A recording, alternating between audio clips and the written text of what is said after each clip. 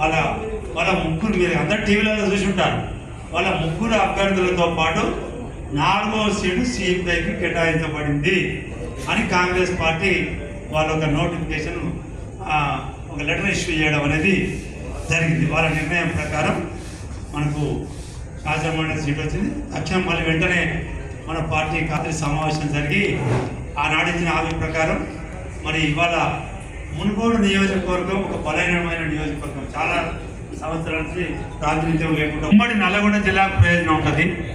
పక్కనే మరి నల్లగొండకు హైదరాబాద్ పక్కన ఉంటాం కాబట్టి ఇది రాష్ట్రానికి కూడా అందుబాటులో ఉంటాడని మరి మనం రాష్ట్ర కార్యదర్శి వర్గంలో ప్రతిపాదన చేస్తే రాష్ట్ర కార్యదర్శి వర్గం, రాష్ట్ర కార్యవర్గం అందరూ కూడా అంగీకరించి ఇది మొదటి అవకాశం రావడం జరిగింది.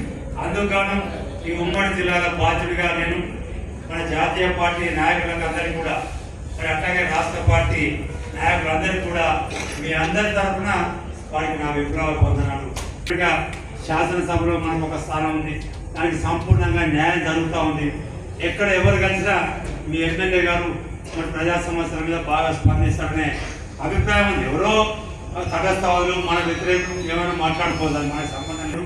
మన మండల కార్యదర్శి నుంచి జిల్లా కార్యవర్గ సభ్యుడిగా, జిల్లా కార్యదర్శిగా, రాష్ట్ర కార్యవర్గ సభ్యుడిగా ఇవాళ ప్రజా సమస్యల అవగాహనతో పాటు అన్ని విషయాలను అర్థం చేసుకుని శాసన మండలిలో మరి అక్కడైతే శాసనసభ్యుడు ఎట్లా చెప్తున్నాడో శాసన మండలిలో కూడా ఆ అభిప్రాయాలు గెలిపించేంత శక్తి సామర్థ్యాలు కాపాడు మన నిలకండి సత్యం.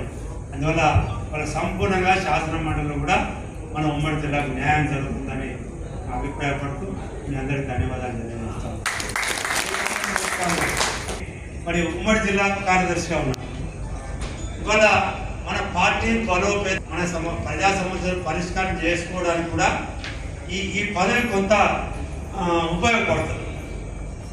కాబట్టి నేను ఉమ్మడి జిల్లా కార్యదర్శిగా ఉండి ఎమ్మెల్యేగా ఉండడం వల్ల ఈ ఉమ్మడి జిల్లాలో కమ్యూనిస్ట్ పార్టీ ఉద్యమాన్ని వ్యాప్తి చేయడం కోసం, ప్రజా సంఘాలు బలోపేతం చేయడం కోసం, అట్లాగే ప్రజా సమస్యలు పరిష్కారం చేసుకోవడం కోసం అది చాలా దోహదపడుతుంది. అది ఎమ్మెల్యే ఉంటాడు, ఈయన నిత్యం మునుగోడుడైనా ఈయన నల్లగొండలో ఉంటాడు కాబట్టి అదే పెద్ద ఇబ్బంది కాదు. మన పార్టీకి అక్కడ ఆ దైనందిక వ్యవహారంలో పాల్గొంటూనే ఉమ్మడి జిల్లాకు కూడా ఉపయోగపడడానికి కావాల్సినంత సమయం ఉంటుంది. అందువల్ల దాన్ని ఉపయోగించుకొని మనం మరి ఈ అవకాశాన్ని ఉపయోగించుకొని ఉమ్మడి జిల్లాలో మన పార్టీని బలోపేతం చేసుకుందామని phone number, cell phone number, phone లేని ఎవరు లేని నెంబర్ ఉండాలి.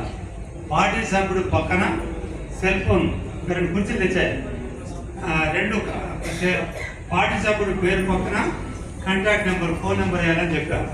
కానీ మీరు ఎవరు చాలామంది ఆ నెంబర్ లేదు. మళ్ళీ మీకు ఫారాలు జిల్లా పార్టీ నుంచి వాపసు వచ్చి ఉంటాయి. మీరు అందువల్ల ఈ ఫారాలలో అన్ని కూడా మాసంలో అయిపోవాలి. ఇక్కడ మీరు తక్షణ సమావేశాలు చేసి బాధ్యత తీసుకోండి. అట్లాగే మండల కార్యవర్గ సభ్యులు మీరు చూసే శాఖలకు బాధ్యత మీరు